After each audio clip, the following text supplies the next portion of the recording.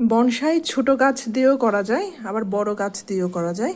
আমরা যখন সকালে হাঁটতে যেতাম তখন আমরা সেতে দেওয়ালের মধ্যে এগুলো ছোট ছোট চারা হয়েছিল, সেখান থেকে কিন্তু এগুলো আমরা তুলে এনেছিলাম। সেই গাছ এখন লাগানোর পরে এই যে গোড়াটা কত মোটা হয়েছে। আর এটার জন্য আমার জামাই কি করেছে, এখানে তার পেঁচিয়ে দিয়েছে এবং গাছটাকে একটু বাঁকিয়ে দিয়েছে যাতে এটা বড় হতে হতে একটা সুন্দর একটা শেপে চলে আসে। ঠিক সেম ভাবে এটাতেও করেছে। আর দেখুন যে এখানে গাছের গোড়াটা কত মোটা হয়েছে।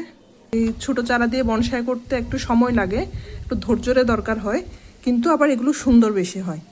ঠিক সেম ভাবে এখানে একটা বড় চারার বনসাই করেছে। এটার ডালপালাগুলো কেটে দিয়ে সুন্দর একটা শেপ দিয়েছে এখানে। এই অংশটা কিন্তু কাটা অংশ, নতুন বাকল তৈরি হয়ে এটা একদম পুরোটা ঢেকে যাবে।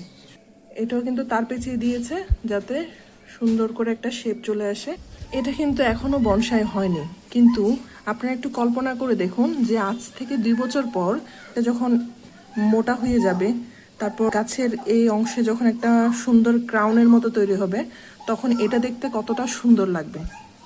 আর এই বনসাইগুলো করতে কিন্তু অনেক ধৈর্যের দরকার, যেটা আমার নাই, আমার জামাইয়ের আছে অনেক। আপনাদের সাথে এখন শেয়ার করা যাক একটা বড় গাছের আমরা কিভাবে বনসাইয়ের একটা শেপ দিয়েছি। এই যে গাছটা দেখতে পাচ্ছেন সেটা আমার জামাই নার্সারি থেকে নিয়ে এসেছিল, এবং নার্সারি থেকে আনার পর এখানে যে প্রধান কাণ্ডটা দেখতে পাচ্ছেন এই কাণ্ডটা কিন্তু এখান থেকে কেটে দেওয়া হয়েছিল। এটা কাটার পরে এখানে দেখুন অনেকগুলো কিন্তু শাখা প্রশাখা বেরিয়েছে এবং গাছটা দেখতে কিন্তু অনেক সুন্দর লাগছে। আস্তে আস্তে এই কাটা অংশটা মিশে যাচ্ছে। এটা মনে পুরোপুরি মিশতে আগামী 1 বছরের মতো সময় লাগতে পারে। আমার জামাই যে বনসাইয়ের জন্য যে প্রচেষ্টাটা করছে এবং এটাতে সে সফল হয় কি না সেটা আমি আপনাদের সাথে পরে আবার শেয়ার করব।